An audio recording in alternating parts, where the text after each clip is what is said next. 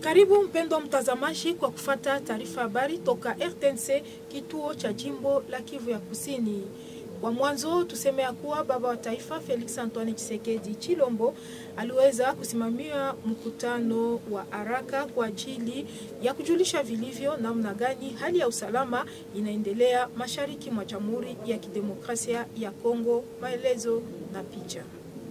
Mkutano huo ulioongozwa binafsi naye rais wa Jamhuri ya Kidemokrasia ya Kongo Felix Antoine Tshisekedi Tshilombo uliwashirikisha kwanza waziri mkuu wa serikali ya taifa pamoja na waziri wa ulinzi wa taifa na huyo wa mambo ya ndani pia usalama. Mkutano huo ulidumu zaidi ya masaa matatu hivi na ulifanyika katika makao ya kiserikali yake rais wa Jamhuri huko Mongaliema, akiwepo kiongozi wa ofisi yake Bwana Anthony Kinzo. Pamoja walichungua hali iliyoko kwa jumla humo nchini Kongo, zaidi hali ya usalama huko mashariki wa Jamhuri ya Demokrasia ya Kongo, eneo ambalo linakabiliwa na shambulio la jeshi la Rwanda pamoja na lile kundi la M23. Mkutano huo umetangulia huo ambao rais wa jamhuri ataongoza hapo tu mjini Kinshasa, na utakuwa mkutano ambao utahusika tena zaidi na masuala hayo. Mkutano wa ulinzi wa taifa utakaowashirikisha viongozi wa kijeshi na hao wa polisi ya taifa. Tubadili ukarasa na tuseme ya kuwa kwa sasa hali ya usalama ni tulivu katika jimbo la Kivu ya Kaskazini. Yote imefika kisha hali ya heka ambayo iliweza kuripotiwa sehemu za huko jimboni Kivu ya Kaskazini kutokana na hali ya usalama mdogo inayosababishwa na wasi wa M23 wanaosaidiwa na nchi ya Rwanda. Mji wa Goma ambao ni mji mkuu wa jimbo la Kivu Kaskazini hauzingirwe kamwe na wapiganaji wa M23 pamoja na wasaidizi wao wa jeshi la Rwanda. Hakuna wasiwasi hata moja katika mji wa Goma. Shughuli inatimizwa kama ilivyo kawaida. Pikipiki, taksi, duka, soko, vyote vinafungua milango na watu wanatimiza kazi zao bila matatizo, kila moja akitimiza kazi zake za kawaida. Wakaji wenyewe wa hapo mjini Goma wanaopatikana kazini mwao wameeleza hayo. Tumika mina na chunga ba client jua panje tunachungia ba client batoke kusoko. Moi j'ai commencé à travailler depuis le matin. Ici je suis au marché, j'attends des clients pour les ramener dans leur maison. C'est vrai, le matin il y avait une petite panique, mais la situation est normale. Hakuna hata shida, tuko zunguruka, hakuna shida, tuko tumika. Hapa saa hii deja tuko mkazi depuis asubuhi, tuko natumika, hakuna shida yenye iko hapa mu centre ville. Nous sommes en plein travail depuis le matin, nous sommes au centre-ville, il n'y a rien et les activités continuent normalement. C'est vrai, ça fait peur de voir les mouvements des militaires, ces va-et-vient, mais au niveau des Virunga, nous sommes là et nous travaillons. Tubadili ukarasa na tuseme ya kuwa eneo ya Sake ni katika jimbo la Kivu ya Kaskazini inakuwa mikononi mwa jeshi la taifa FARDC. Nikisha vita kali ambayo iliweza kuripotiwa kati ya jeshi la taifa na waasi wa M23 wanaosaidiwa na nchi ya Rwanda. Shambulio la jeshi la Rwanda pamoja na wapiganaji wa kundi la M23 halikufaulu hapo Sake ambako walitimuliwa na jeshi la taifa la FARDC. Wazee pamoja na wanotable wa Kivu Kaskazini akiwemo mbunge wa taifa Patrick Munyomo huko mjini Goma wanatoa mwito kwa watu wote, raia wote wa Kongomani kuunga mkono jeshi la FARDC. Tufahamishe kwamba mapambano makali yalifanyika siku ya ile tarehe 23 mwezi huu kati ya jeshi la FARDC na lile la Rwanda pamoja na kundi la M23, na kwamba mapambano hayo yalifanyika kando ya mji wa Sake, hali iliyopelekea watu wengi kuondoka makao yao kwenda mahali pengine wakihofia usalama wao.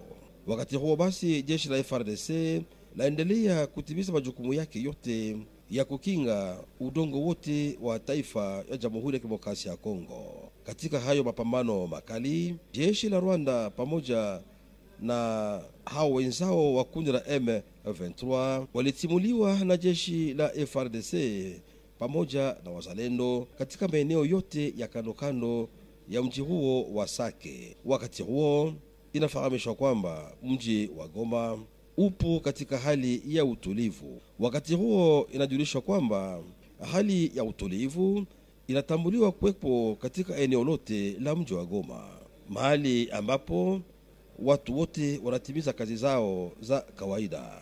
Na huyu mbunge wa taifa mteule huko Kivu Kaskazini anaunga mkono jeshi la FARDC, jeshi la taifa la Kongo pamoja na wazalendo ili wasonge mbele katika kazi zao za kulinda vema na kukinga vema maeneo yote ya udongo wa Jamhuri ya Kidemokrasia ya Kongo.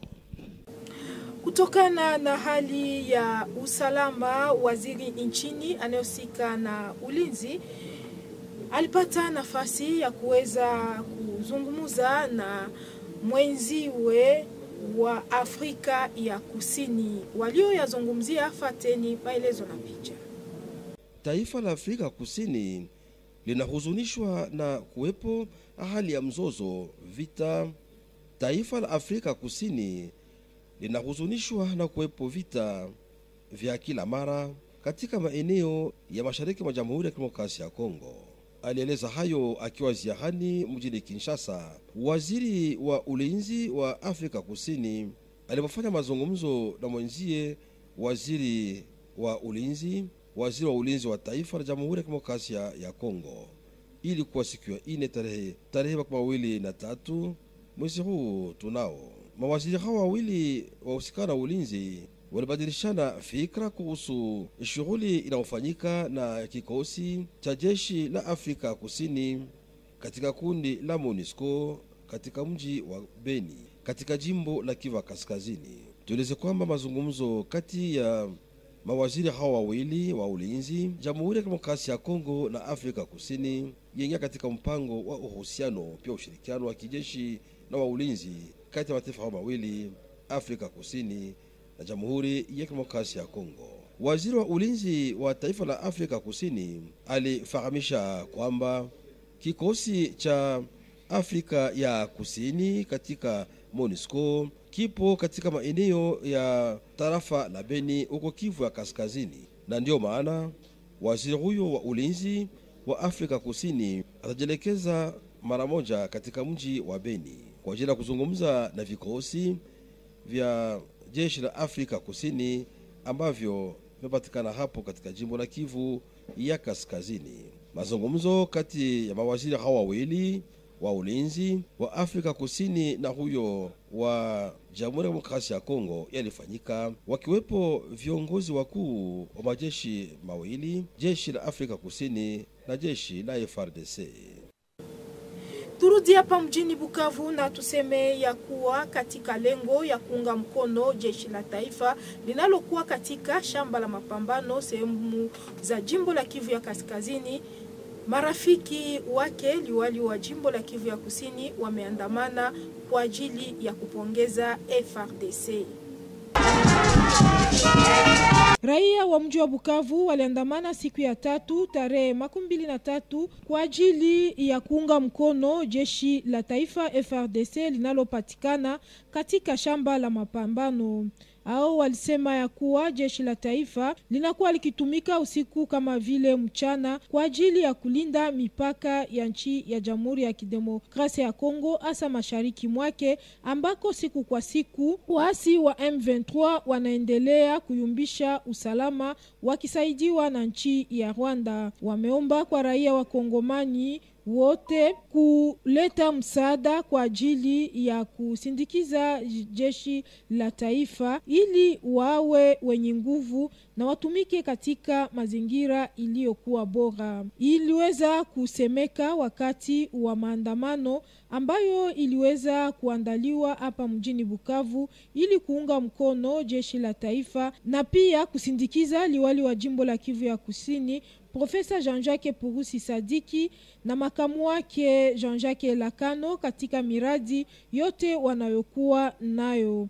Maandamano yao ya siku ya 4 tarehe 23 imeanzia tangu Place de l'Independance kuendelea Feu Rouge hadi kunako ikulu ya liwali wa jimbo la Kivu ya Kusini. Kunako vibao vilivyokuwa vikipelekwa na waandamanaji walikuwa wakiandika tunaunga jeshi la FRDC mkono ili nchi ya Jamhuri ya Kidemokrasia ya Kongo ipate fursa ya kupata amani. Walikuwa wakiandika pia tunapinga uchimbaji kimagendo wa madini katika jimbo la Kivu ya Kusini. Tunapendelea wale watakao chimba madini katika jimbo la Kivu ya Kusini, mali ya madini ifalie raia wa mahali. Waandamanaji waliweza kupokelewa na liwali makamu wa jimbo la Kivu ya Kusini, Jean-Jacques Elakano, ambaye aliwaahidi kufikisha buku yao ya madai kwa viongozi husika. Habari na tuseme ya kuwa meya wa mji wa Bukavu Zeno Karumba Chikuta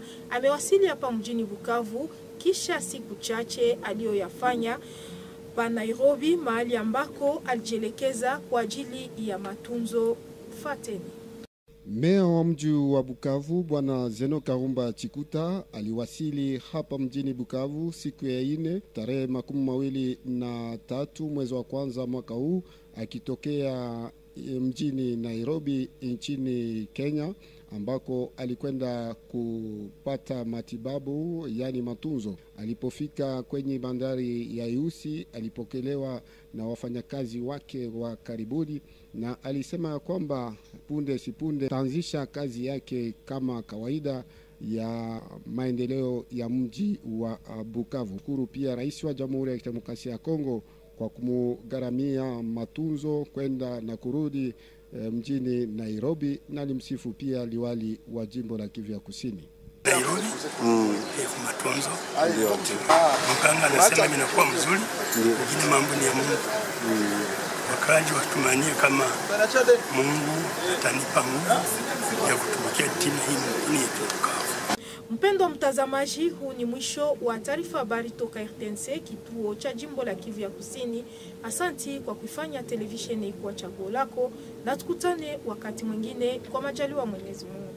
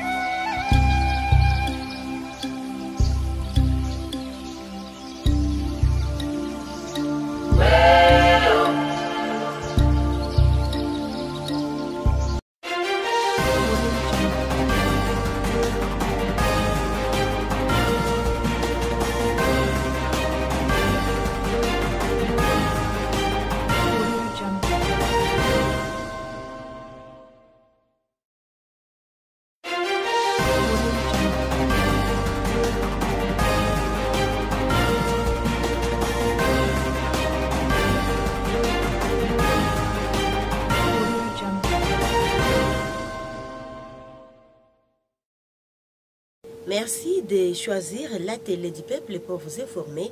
Téléspectatrices, téléspectateurs, bienvenue à suivre les détails de ces journaux. Commençons par Kinshasa, où le président de la République, Félix Antoine Tshisekedi Tshilombo, a présidé le jeudi 23 janvier la réunion de crise sur la situation sécuritaire à l'est de la République démocratique du Congo en proie à l'agression rwandaise. Suivez les détails dans ces commentaires. Aussitôt revenu à Kinshasa ce jeudi 23 janvier 2025, au terme d'une mission officielle à Davos, en Suisse, où il a pris part au 55e Forum économique mondial, le président de la République, commandant suprême des forces armées de la RDC et de la police nationale, Félix Antoine Tshisekedi Tshilombo, a présidé à la résidence présidentielle du Mont Ngaliema une réunion de crise sur la situation sécuritaire dans l'est de la RDC en proie à l'agression du Rwanda avec ses supplétifs terroristes du M23. La première ministre Judith Souminoa, les vice-premiers ministres chargés de la défense nationale Guy Kabombo, Madian Vita et de l'Intérieur Jacquemin Chabani ainsi que le directeur de cabinet du chef de l'État Anthony Kinzo ont pris part à cette séance de travail de 3 heures en prélude à une réunion du Conseil supérieur de la défense élargie que présidera le chef de l'État ainsi que la réunion hebdomadaire du Conseil de ministres afin de faire le point sur la situation sécuritaire et humanitaire dans la province du Nord Kivu.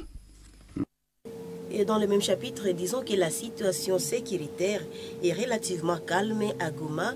Nous sommes là dans la province du Nord Kivu. Regardez. Nous sommes 23 janvier 2025. Il fait 16h30 ici à l'Institut de Goma ou à Instigo, le grand rond-point de Goma. Vous voyez le mouvement tel qu'il se présente, des véhicules, des gens qui sont en mouvement. Et tout le monde vaque à ses occupations, contrairement à ce que les gens disaient, que non, à Goma, il n'y a plus de vie. Vous voyez vous-même, la situation est calme, les gens, les motards font leur travail convenablement, la population se déplace. Il y a des gens qui quittent les lieux de travail, ils sont en train de rentrer à la maison. Moi j'ai commencé à travailler depuis le matin. Ici, je suis au marché. J'attends des clients pour les ramener dans leur maison. C'est vrai, le matin, il y avait une petite panique, mais la situation est normale. Hapa sai deja tuko mkazi depuis subuhi tuko natumika, hakuna shida yenye iko hapa mu centre ville. Nous sommes en plein travail depuis le matin, nous sommes au centre-ville, il n'y a rien et les activités continuent normalement. C'est vrai, ça fait peur de voir les mouvements des militaires, ces va-et-vient, mais au niveau des Virunga, nous sommes là et nous travaillons.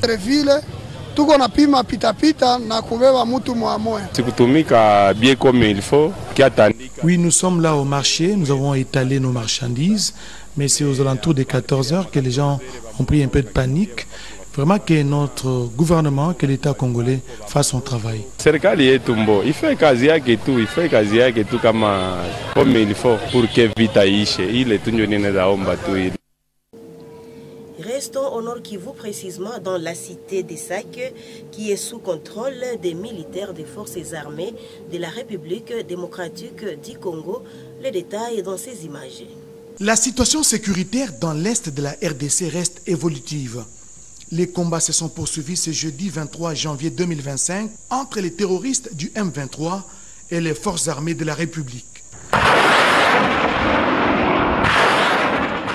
Des affrontements autour des Saké qui ont provoqué les déplacements massifs de la population.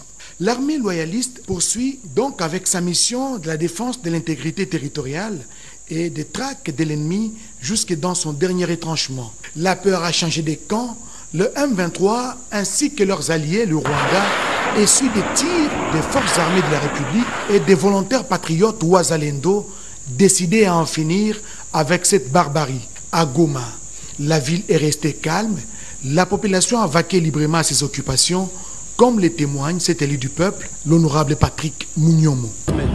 Nous disons et nous encourageons nos FARDC qui sont au front. Les Ouazalendo, courage. Vous avez le soutien de la population. Goma est sous contrôle, la paix règne. Moi-même, je suis ici et je reste avec ma population, donc tout se passe bien. Aucun centimètre du territoire national ne sera cédé à l'ennemi. C'est le credo des FARDC engagés sur différentes lignes de front. Parlons à présent de l'entretien entre le vice-premier ministre et ministre de la Défense nationale de la République démocratique du Congo avec son homologue de l'Afrique du Sud. Suivez les détails dans ce reportage. Aussitôt revenu de son itinérance au Congo central, le vice-premier ministre, ministre de la Défense nationale et des anciens combattants, Maître Guy Kabombo Modianvita, a reçu son homologue sud-africaine, Angie Motshekga, dans le cadre de la coopération bilatérale en matière de la défense entre la République démocratique du Congo et l'Afrique du Sud. Une visite à mettre dans la droite ligne du renouvellement du mandat de la MONUSCO où les contingents brigades d'intervention rapide, membres des forces de défense nationale sud-africaines, agissent pour le compte de la MONUSCO à Béni. La patronne de la défense sud-africaine va se rendre ensuite dans la ville de Beni au Nord Kivu où elle va s'entretenir avec la brigade d'intervention rapide sud-africaine rattachée à la MONUSCO sur les mesures à prendre face à leur agissement sur le terrain et le strict respect des accords de coopération bilatérale en matière de défense. S'en est suivi une séance de travail à huis clos entre les deux hautes personnalités en présence du chef d'état-major général des FARDC, le lieutenant-général Jules Banzamouy Lamboué et le chef d'état-major général sud-africain. De ces échanges, rien n'a filtré. L'autre aspect de l'actualité, c'est le collectif des amis de Jean-Jacques Epourossi qui a organisé le jeudi 23 janvier une marche de soutien au FARDC et aux initiatives de développement du gouverneur des provinces du Sud Kivu. Suivez les détails dans ce reportage signé Pascal Mouini Massimango. La population de la ville de Bukavu au Sud Kivu, à travers le collectif des amis de Jean-Jacques Epourossi, KAJJP, encourage les militaires de FARDC qui sont au front. Ces derniers se battent jour et nuit afin d'assurer l'intégrité du pays et condamnent les agressions subies de la part du M23 soutenu par le régime de Kigali. Ils demandent à toute la population congolaise en général de soutenir les FARDC moralement, spirituellement, matériellement et financièrement à travers un compte bancaire qui sera ouvert dans une banque de la place. C'est le contenu d'un mémorandum lu par Maître Eustache Mabungu à l'issue d'une marche de soutien aux FARDC et aux initiatives de développement du gouverneur de province Jean-Jacques Epourossi, remis entre les mains du vice-gouverneur Jean-Jacques Elakano. La marche a eu lieu ce jeudi 23 janvier 2025 avec comme itinérance place de l'indépendance, feu rouge cabinet du gouverneur avec des messages soutien aux héros soldats de FARDC sur les champs de bataille. Ils disent aussi non à l'exploitation illicite des minerais, non aux diffamations, oui au projet de développement et non au détournement du projet de construction de l'aéroport de Kavumu. Sous la coordination de M. Xavier Imani Fundiko, le collectif des amis de Jean-Jacques Epourossi dit également non à la balkanisation et oui à l'unité nationale. Nous fustigeons les comportements de certains acteurs politiques qui militent pour les intérêts égoïstes et qui ne jouent qu'à la déstabilisation de la province afin de sauvegarder leurs intérêts personnels. Nous soutenons les actions entreprises par les gouverneurs pour la protection des ressources naturelles afin qu'elles contribuent au développement de la province. Et pour terminer, disons qu'après un séjour à Nairobi au Kenya pour des raisons sanitaires, le maire de Bukavu, Zeno Karumba Chikuta, est rentré le jeudi 23 janvier ici à Bukavu. Les détails est dans ce reportage de Aris Aradjabou. Le maire de Bukavu, Zeno Karumba Chikuta, est rentré à Bukavu ce jeudi 23 janvier en provenance de Nairobi au Kenya. Pendant ce séjour, il a poursuivi les soins médicaux grâce à l'implication personnelle du chef de l'État, président de la République Félix Antoine Tshisekedi Tshilombo. Il a remercié aussi le gouverneur de la province du Sud Kivu. Il a été accueilli au port Iousi par ses proches collaborateurs. Il a précisé que dans les tout prochains jours, il va aller prendre le travail pour la modernisation du chef-lieu de la province du Sud Kivu. C'est de remercier avec mon Dieu qui m'a donné encore la force. On espère pouvoir servir la population de Bukavu. Il y a ceux qui vous aiment et ceux qui vous haïssent. Ainsi se termine cette session des nouvelles sur la télé du peuple. Merci de l'avoir suivi. Au nom de toute l'équipe, nous vous remercions d'avoir suivi ce journal. Prenez bonne suite des programmes sur la télé du peuple. Au revoir.